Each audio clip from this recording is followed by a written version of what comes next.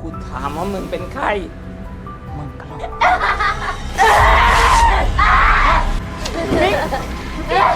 มึงเป็นบ้านะชอบไม่ใช่เหรอจิ๋มเด็ก Awal film dimulai dengan meneliti tradisi yang di Thailand. Ada banyak kebiasaan yang turun-temurun dilakukan oleh masyarakat di sana.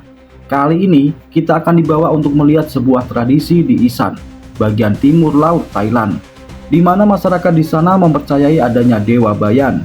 Hal ini membawa beberapa orang dokumenter untuk membuat dokumentasi pada kehidupan seorang dukun lokal bernama Nim. Nim diketahui dirasuki oleh roh Dewa Bayan. Dia terpilih untuk menggantikan leluhurnya. Bagi masyarakat di sana, Dewa Bayan adalah dewa leluhur yang memberkati warga desa Isan. Keluarga Nim secara turun-temurun telah dimasuki oleh roh Dewa Bayan yang hanya memasuki tubuh perempuan. Nim bercerita setelah neneknya meninggal, roh Dewa Bayan pindah ke tubuh tantenya, kemudian pindah lagi masuk ke tubuh kakak perempuannya yang bernama Noi. Tapi Noi menolak melanjutkan tradisi tersebut dan dia lebih memilih memeluk agama Kristen. Lantas Dewa Bayan memilih masuk ke tubuh Nim untuk melanjutkan tradisi keluarganya. Nim menikmati hidupnya sebagai medium atau wadah bagi Dewa Bayan. Pada akhirnya Nim dipercaya sebagai dukun di daerah tersebut yang bertugas mengobati orang-orang yang terkena kutukan atau hal supranatural lainnya, dan juga memberi berkat kepada orang-orang yang datang kepadanya. Sebenarnya Nim tidak pernah mencintai pekerjaan ini, tapi sepertinya hal ini sudah menjadi takdir baginya. Singkat cerita, tim dokumenter ikut bersama Nim untuk menghadiri pemakaman suami dari kakaknya, yaitu si Noi. Suaminya bernama Wiro. Dia meninggal karena penyakit kanker. Wiro memiliki dua anak yang bernama Ming dan Meg, tapi si Meg, anak sulungnya, sudah meninggal dunia. Ini berkata bahwa keluarga Wiro selalu meninggal dengan keadaan mengenaskan, seolah keluarga mereka terkena kutukan secara turun-temurun. Kakak Wiro meninggal karena dipukuli batu oleh karyawannya sendiri. Ayah Wiro bundir setelah ketahuan melakukan penipuan asuransi.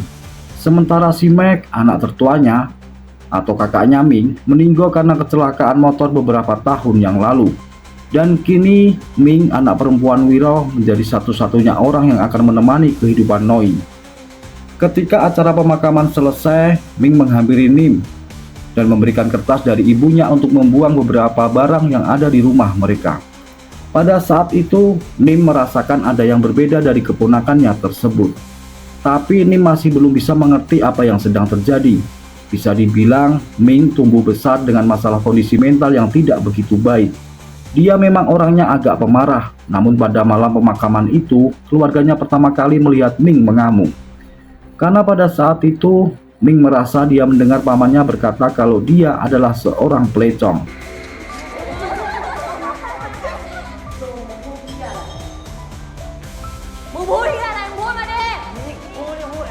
Hal ini membuat Nim merasa khawatir dengan kondisi keponakannya. Ditambah lagi, dia melihat Ming menatap tajam seorang nenek-nenek buta yang tidak dia kenal.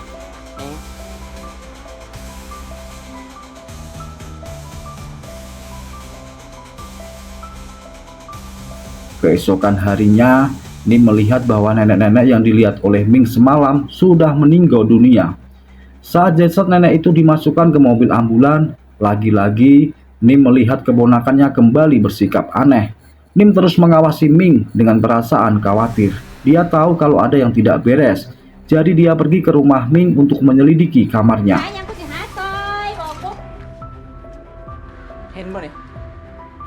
Dia menemukan di lemari Ming ada wampa tambah, sebuah jimat untuk mengusir setan.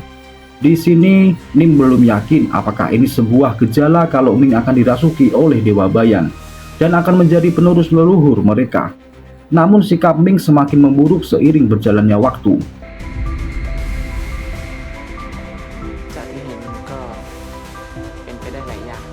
Ming bekerja di bagian personalia pada perusahaan penyalur tenaga kerja. Ming sebenarnya bukan tipe orang yang percaya dengan hal-hal mistis. Berbeda dengan ibunya si Noi yang masih percaya mistis, meskipun dia sudah berpindah kepercayaan. Ming terlihat seperti orang berkepribadian ganda, perilakunya tidak menentu. Kadang dia bertingkah seperti anak-anak. Dia juga suka mabuk-mabuan sampai tidak sadarkan diri di kantornya. Pagi harinya, Ming terbangun dan membuat semua orang yang ada di kantornya kaget karena ada darah yang keluar dari anunya. Ming yang panik pergi ke toilet untuk membersihkan darah tersebut dan langsung pulang ke rumah.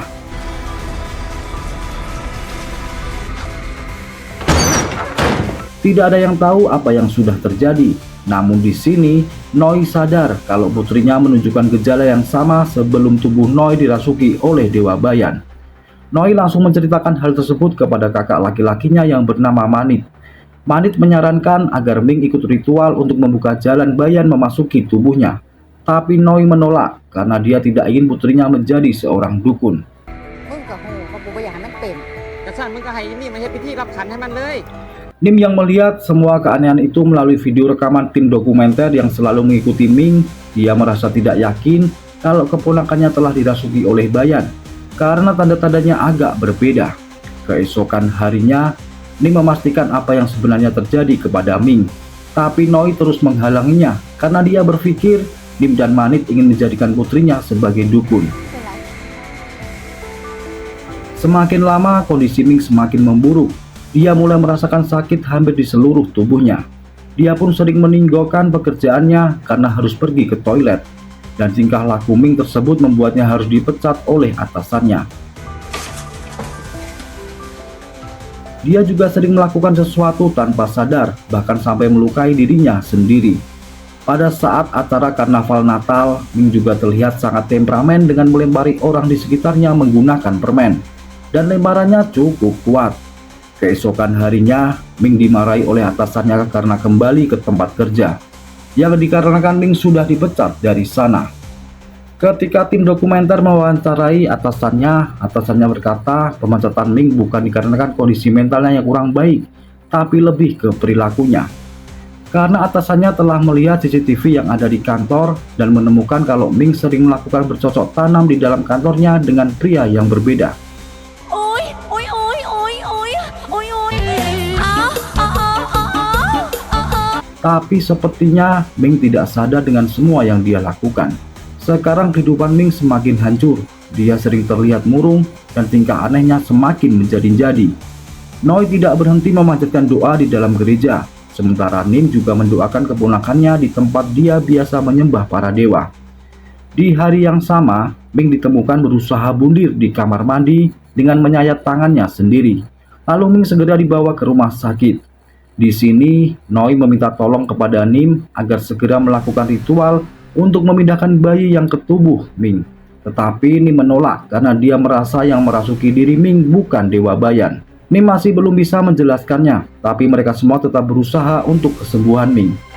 เป็นอย่างจังสิบ่ได้ แต่สิ่งที่อยู่ในตัวมึงตอนนี้มันเป็นยาบายันมันนี่มันก็คือ Kemudian Nim mengajak Manit pulang ke rumah Noi dan masuk ke kamar Meg untuk mencari tahu apa yang sebenarnya terjadi. Di sini mereka menyadari kalau Ming dan Meg telah melakukan hubungan terlarang antara kakak beradik. Dan alasan kematian Meg sebenarnya bukan karena kecelakaan, melainkan karena dia melakukan bundir. Sepertinya si Manit sudah mengetahui semuanya, tetapi dia berusaha untuk menutupinya. Meg meninggal penasaran. Sepertinya Ming telah dihantui oleh arwah kakaknya sendiri. Karena mereka di sana percaya kematian seseorang akibat bundir akan berdampak buruk bagi keluarganya. Di sini, Nim bahkan tim dokumenter tambah yakin kalau ada sesuatu yang lain yang sudah memasuki Ming. Kemudian Nim melakukan doa di tempat Meg tewas, dan dia meminta Meg untuk tidak mengganggu adiknya lagi. บอกกูมาว่ามึงทางมันแต่ว่ามึงเสียมันไปบ่ได้ Ketika Ming sudah diperbolehkan pulang dari rumah sakit, Noi berencana melakukan ritual pemindahan sendiri tanpa memberitahu Nim karena dia masih yakin yang memasuki tubuh putrinya adalah Dewa Bayan. Lalu mereka membawa Ming ke seorang dukun. Di sini kembali terjadi keanehan, di mana bayangan Ming yang ada di kaca mobil terlihat tersenyum. Ketika sampai di tempat itu, Manit khawatir langsung memberitahu Nim agar dia menggagalkan ritual pemindahan tersebut. Nim langsung datang ke sana dan menghalangi ritualnya. Kemudian Ming kembali ke dalam rasukan dan menyerang ibunya sendiri. มึงหูตายเป็นไผ Lalu dia pergi dari sana. Nim sudah berusaha mengejarnya, tapi anehnya Ming menghilang begitu saja. Siang dan malam mereka tidak berhenti mencari Ming. Nim percaya kalau keponakannya masih bisa disembuhkan. Dia mengajak Noi mendatangi patung Bayan dan menyuruhnya meminta pengampunan agar Dewa Bayan mau membantu mereka. Setelah itu, mereka melakukan ritual untuk pengembalian Ming.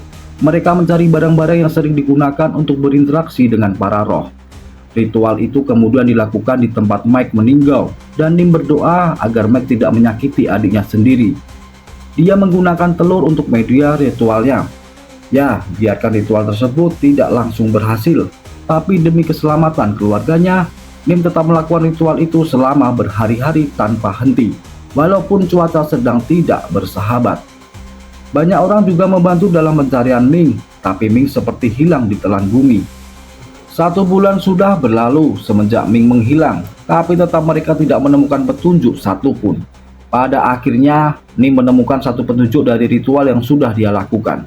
Salah satu telur mengeluarkan cairan hitam, dan dari petunjuk itu, Nim menyadari kalau sebenarnya Meg tidak ada kaitan dengan semua ini, melainkan kejadian aneh ini dikarenakan sebuah kutukan dari leluhur ayah mereka.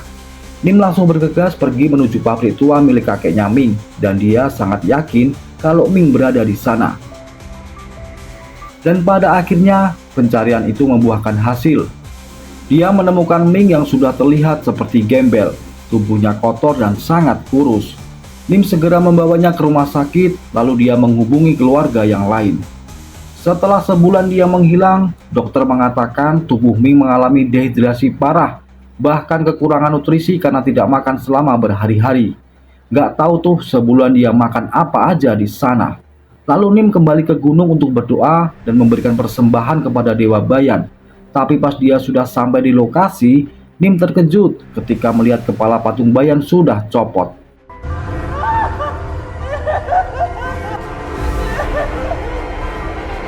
Ming sendiri masih terlihat seperti orang gila. Ketika Nim berada di sana, dia tersenyum dan berusaha menyerang Nim. Tapi karena ilmu Nim cukup kuat, dia malah merobek bajunya sendiri dan mulai menggoda Manit.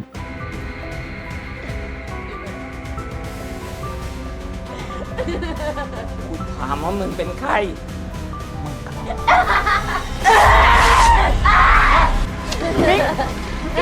่มึงเป็นบ้านะ มึงชอบไม่ใช่เหรอจิ๋มเด็ก Ini kayaknya setan yang merasuki Ming agak cabul. Nim berusaha mengeluarkan roh yang ada dalam tubuh Ming, tapi Nim tidak cukup kuat karena roh di tubuh Ming sudah terlalu banyak.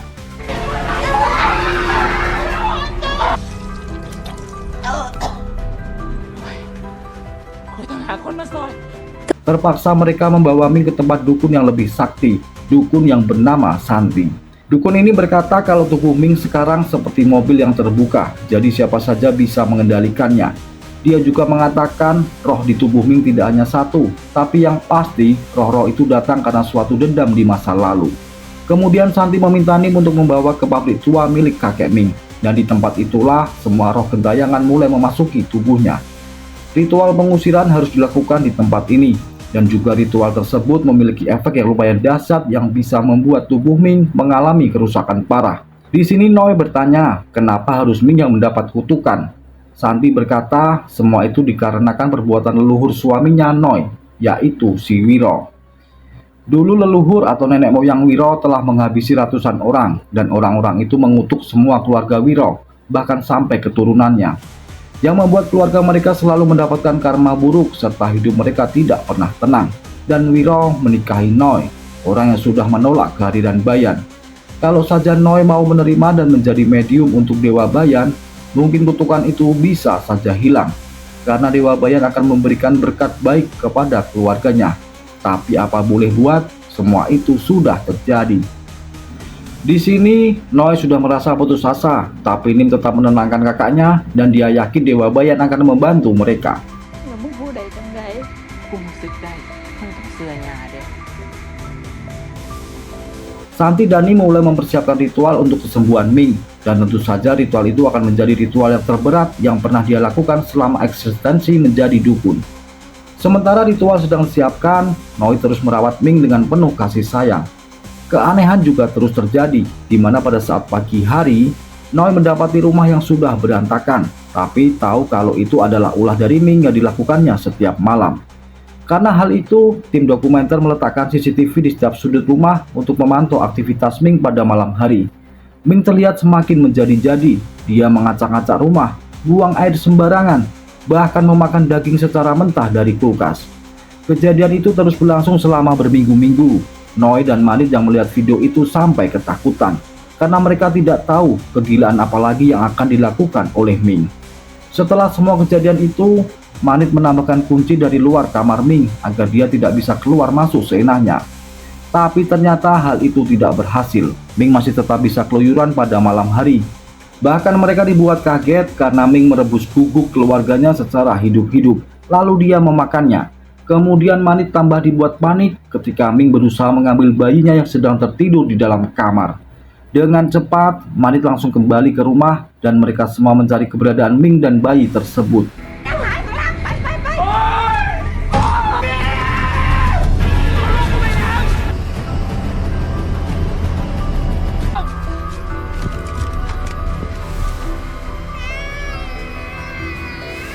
Untungnya, bayi Manit berhasil ditemukan dalam keadaan baik-baik saja, sementara Ming masih menghilang tidak jauh dari sana.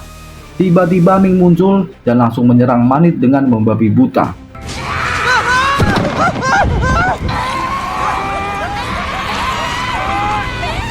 Sehari sebelum ritual pengusiran dimulai, Noi mengunjungi rumah Nim tapi dia heran. Semalaman Noi memanggil tapi tidak ada jawaban dari Nim. Suara telepon berdering terdengar dari dalam rumah Nim, tapi tidak ada yang mengangkatnya. Akhirnya, Noi bersama para tetangga membuka paksa rumah Nim. Noi masuk ke sana dan menemukan tempat ritual Nim sudah berantakan dan dipenuhi belatung. Kemudian Noi dikagetkan karena dia menemukan Nim sudah dalam keadaan tidak bernyawa. Nim wafat dalam keadaan tertidur. Mereka juga masih belum tahu apa penyebab dari kematiannya.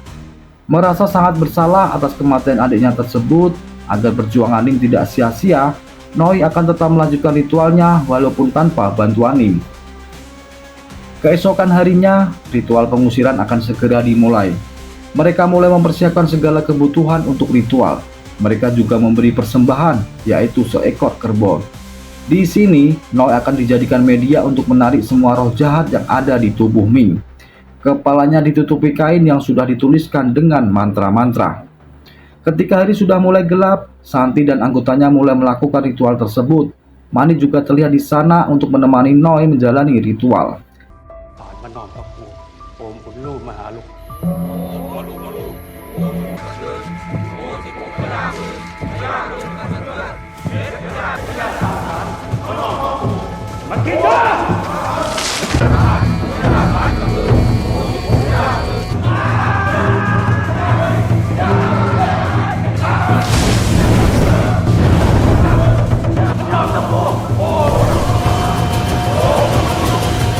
Angin mulai berhembus dengan kencang dan tiba-tiba Noi mengeluarkan darah dari seluruh tubuhnya. Setelah itu, Noi tidak sadarkan diri. Tubuhnya dijadikan media sementara sebelum Santi memindahkan roh itu ke wadah lain untuk dikubur di dalam tanah. Sementara di dalam rumah, Ming masih dikunci di dalam kamar dengan pintu yang ditempeli mantra. Dia tidak diperbolehkan keluar dari kamar sampai ritual itu benar-benar selesai. Tapi Ming mulai memanipulasi pikiran istrinya Manit, seolah-olah istri Manit mendengar teriakan anaknya dari dalam kamar Ming, padahal anaknya baik-baik saja di sana. Istri Manit yang panik langsung membuka pintu tersebut dan memasuki kamar Ming. Di dalam, Ming langsung menghabisi istri Manit dan semua orang yang berjaga di sana.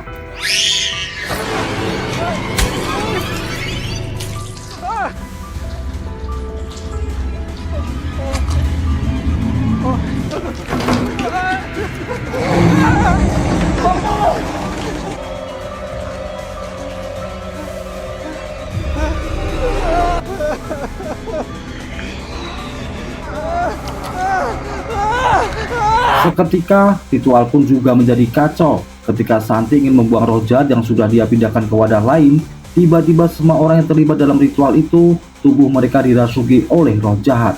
Termasuk juga si Santi. Tubuhnya terjatuh dari ketinggian dan langsung tewas seketika.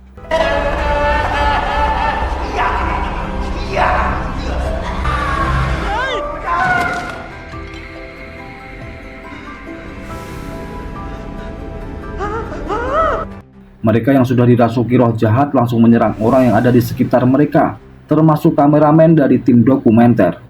Ketika salah satu kameramen sedang bersembunyi, kehadirannya diketahui oleh para roh jahat.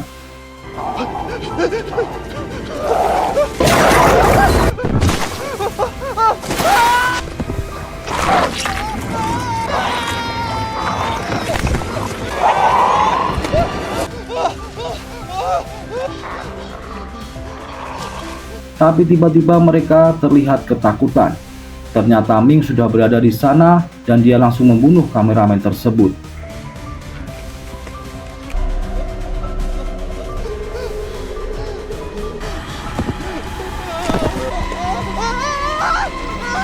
Kemudian Noi yang sudah sadar mengaku kalau dirinya sudah dirasuki oleh Dewa Bayan. Seperti mendapatkan sedikit harapan dengan kehadiran Dewa Bayan, Noi segera ingin melanjutkan ritual. Dia tertawa sambil menancapkan dupa dalam keadaan terbalik. Mereka semua di sana heran, kenapa Noi menancapkan dupa terbalik. Lalu tiba-tiba mereka semua yang ada di sana ikut dirasuki oleh roh jahat, termasuk si Manit. Manit langsung menyerang kameramen yang ada di sana. Kemudian dia loncat dari atas dan langsung tewas.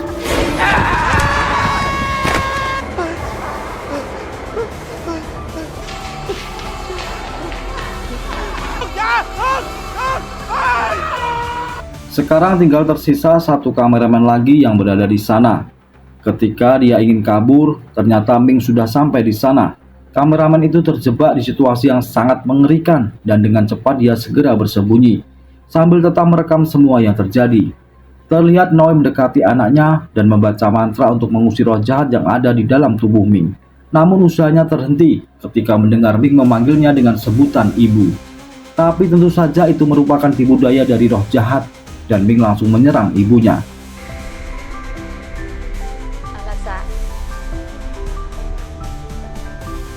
Ming.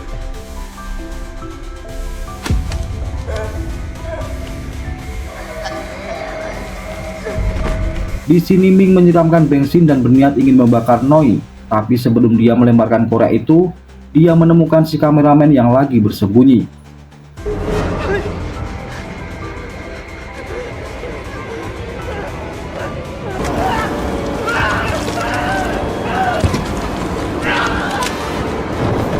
Setelah dia membunuh kameramen yang terakhir, Ming lanjut untuk membakar Noi. Kini kutukan itu telah berakhir dengan habisnya semua keturunan mereka. Dan semua dendam di masa lalu sudah terbayarkan. Di akhir film, kita diperlihatkan wawancara terakhir bersama Nim sebelum dia meninggal. Dia merasakan kegelisahan di dalam hidupnya. Bahkan Nim sudah merasa kalau ritual pengusiran itu akan sia-sia. Dia juga sebenarnya tidak tahu dan tidak yakin apakah Dewa Bayan benar-benar ada di tubuhnya atau tidak.